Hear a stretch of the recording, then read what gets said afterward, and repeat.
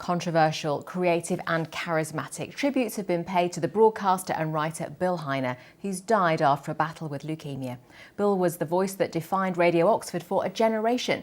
He put a shark in the roof of his house in the 1980s. It's still there today, but it's not the only way he's left his mark. Angela Walker reports. My story begins with my place, Oxford. I came here as a student. It was in the 60s. The place was buzzing. It was so full of energy and life. I felt like I'd walked into a film set, except the people were living there. It's glorious. Just take a look at this. Bill never looked back. He didn't just love this city's famous landmarks, he added to them, but not without controversy. Makes me mad. I think it's a damn monstrosity. We can see it morning, noon and night, and it just makes me so furious. 4 times they've said that they do not agree this shark should be left to stay in this roof. But stay it did, and it's still here over 30 years later. He always had a particular point of view, but he certainly told the story of Oxford to the residents of Oxford and did it very well. We're going to miss him. Bill joined BBC Radio Oxford in 1983, rapidly securing a reputation as an opinionated, controversial and sharp-witted presenter. Bill relished talking to the people that really matter.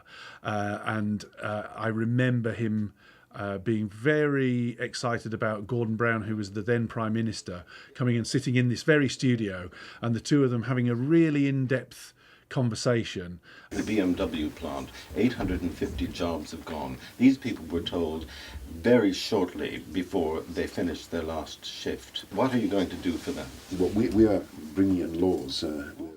Bill became the defining voice of the station for 3 decades.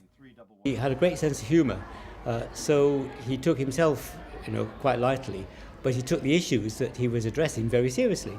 So as a politician, I was always very clear that he wanted to grill me in detail about what I was talking about, because, like you say, he was the voice of the people. He was somebody who saw himself as quizzing politicians about what they were doing and why.